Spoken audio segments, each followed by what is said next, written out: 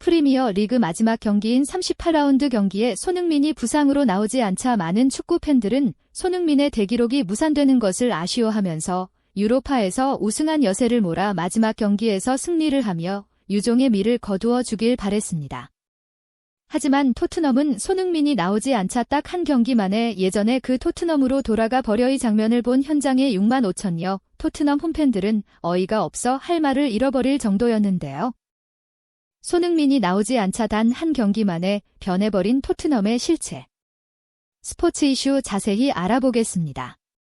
토트넘 호스퍼는 26일 영국 런던에 위치한 토트넘 호스퍼 스타디움에서 열린 2024-25 시즌 프리미어 리그 마지막 경기인 36라운드에서 브라이언호 알비온과 맞대결을 펼쳤습니다. 토트넘은 이 경기에 앞서 37경기를 치르는 동안 11승 5무 21패를 하며 리그 17위 브라이튼은 현재 8위에 올라 있습니다. 토트넘은 이번 시즌 클럽 창단 역사상 가장 많은 21패를 하며 리그 17위를 하는데 참사를 맞이했지만 손흥민이 유로파 리그에서 우승컵을 들어올리는 대반전에 서사시를 쓰며 토트넘 팬들은 현재 우승에 흥분이 가시지 않은 상황입니다. 토트넘의 유로파 우승을 목격한 많은 축구 팬들은 손흥민은 이제 팀을 떠나지 못한 선수가 아니라 팀을 떠나지 않은 선수가 되었다고 말하며 토트넘 클럽 역사상 최악의 해를 손흥민이 최고의 한 해로 바꾸는 마법을 펼쳤다. 그는 이제 토트넘의 명실상부한 레전드라고 극찬을 아끼지 않았습니다. 손흥민 역시 우승 후 런던으로 돌아와 카퍼레이드를 펼치며 10년간 변함없이 응원해준 팬들에게 감사 인사를 잊지 않았는데요. 그래서 많은 팬들은 이번 시즌 마지막 경기에서 손흥민이 출전해 유종의 미를 거두어 주길 바란 것이 사실입니다. 하지만 포스테코글루는 경기에 앞서 가진 공식 기자회견에서 토트넘의 마지막 경기에 손흥민과 로메로는 출전하지 않는다고 말해 팬들의 실망이 이만저만이 아닙니다. 그도 그럴 것이 팬들은 손흥민이 마지막 경기에 출전해 위대한 기록을 이어가길 바랬기 때문인데요. 손흥민은 데뷔 시즌을 제외하고 8년간 몇 시즌 두 자릿수골을 기록했는데 이번 시즌에는 7골 9도움에 그치고 있어 마지막 경기에 동화 같은 해트릭을 해주길 바랬습니다. 이런 팬들의 발람을 무참히 깨뜨린 포스테코글루는 손흥민은 아직 발이 낫지 않아서 결장할 것이다. 결승전에 오르기 위해 엄청난 노력을 기울였다라고 밝혔습니다. 이 인터뷰를 접한 많은 축구 팬들은 손흥민은 후반기에 몸이 정상이 아님에도 불구하고 포스테코글루는 손흥민을 강제로 출전시켜 햄스트링과 발목을 박살했다고 말하면서 손흥민의 위대한 기록을 끝내버린 저 더러운 쓰레기를 당장 토트넘 치워라 인간, 말종이라고 맹비난을 퍼부었습니다.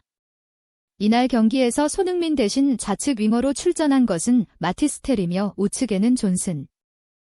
원톱에는 솔랑과 출전해의 라인업을 본 많은 축구 팬들은 마지막 경기도 손흥민 없이 치르다가 박살이 날 예정이라고 조롱하기까지 했습니다. 경기가 시작되자 손흥민 대신 출전한 텔의 플레이에 많은 팬들의 관심이 집중되기 시작했는데요. 일부 팬들은 손흥민을 대체할 선수로 텔을 임대 영입한 것 같은데 아직은 수준에서 너무나 많은 차이가 난다. 손흥민은 양발을 모두 쓰면서 중거리 슛, 패스, 역습 등 다양한 역할을 수행하는데 텔은 할 수 있는 게 뭔지 모르겠다. 그리고 반시즌 임대하는데 무려 150억을 쓸 정도의 선수인지도 의문이라고 고개를 갸웃하는 것이 사실입니다. 아니나 다를까? 토트넘 팬들의 이런 의구심은 전반전 15분까지 텔이 이렇다 할 모습을 보이지 못하고 계속 볼을 드리블을 하다가 상대 수비수가 앞에 있는데 무모한 크로스를 올리며 수비 블록에 맞고 크로스가 아웃되거나 그게 아니면 돌파를 하다가 상대에게 태클로 공이 끊어지는 모습을 자주 보이면서 팬들의 한숨을 자아내게 했습니다. 일부 전문가들은 좌측 윙포워드라면 역습을 하는 상황에서 혼자 모든 것을 해결해야 할 때가 경기 중에 한두 번 결정적인 찬스로 찾아온다고 말하면서 이때 혼자 문제를 해결하면서 상대 수비수들을 제칠 수 있느냐 없느냐가 클래스를 결정하는데 텔은 이게 거의 되지 않는 선수라고 말했습니다. 일부 팬들 역시 손흥민이 비해 너무 수준이 떨어져서 후계자라고 토트넘이 생각한다면 정말 창피한 일이라고 말하면서 유로파 결승전에서 손흥민은 온전한 몸 상태가 아니었어도 출전해서 전방에서 있는 것만으로도 맨유의 수비라인 전체를 묶어버리는 파괴력을 보이는데 텔은 도대체 뭘 하려는지도 모르겠다고 말했습니다. 그러나 전반 15분경 상대 수비수가 텔을 막다가 쓸데없이 텔의 발목을 밟아버리면서 느닷없이 PK가 선언되는데요.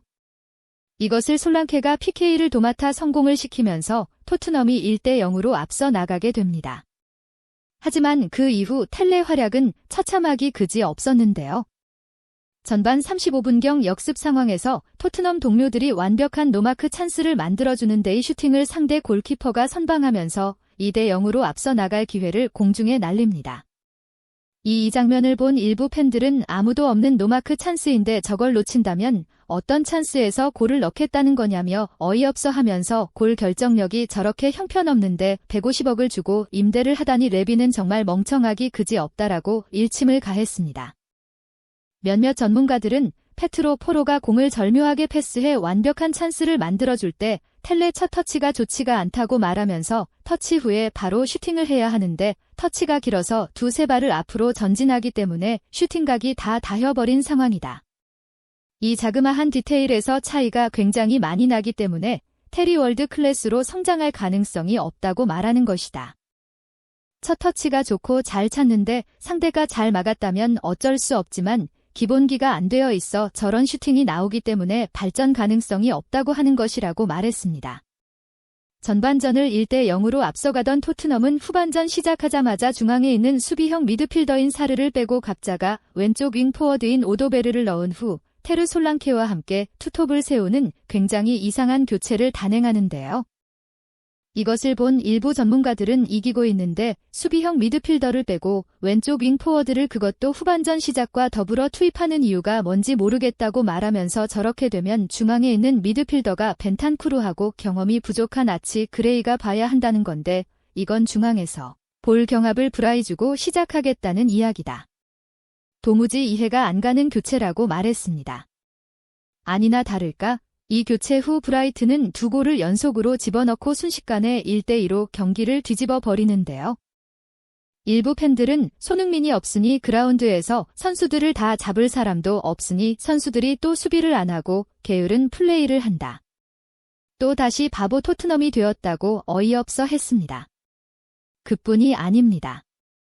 브레넌 존스는 후반전에 또다시 완벽한 노마크 찬스에서 슈팅을 했지만 골로 연결되지 않아 많은 토트넘 팬들로부터 그럼 그렇지?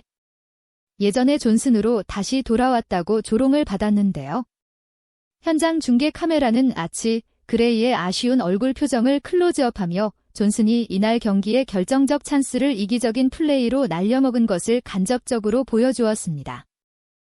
일부 전문가들은 존슨이 저 공을 잡으려고 할 때 양쪽에서 상대 수비수들이 좁혀 들어오는데 저걸 그냥 뒤로 흘렸다면 아치 그레이에게 완벽한 노마크가 열리는 건데 저걸 욕심을 부리며 자신이 슛을 해버려 아치 그레이가 아쉬워했던 것이라고 말하면서 존슨은 유로파 결승전에서와는 완전히 다른 플레이를 하는데 저런 선수는 손흥민 같은 레전드가 한마디 하지 않으면 아주 이기적이라 팀워크를 저런 식으로 해친다.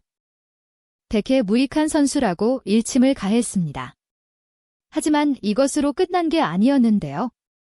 토트넘은 그 이후로 무려 2골을 더 얻어쳐 맞고 1대4로 마지막 경기를 지며 많은 팬들로부터 손흥민이 없으니 바로 예전 그 토트넘이 되었다는 조롱을 듣고 리그에서는 강등권 세팅 바로 위에 있는 실질적인 꼴찌를 기록했습니다. 구독 및 멤버십 가입은 매일 더 나은 영상 제작 열정을 타오르게 합니다.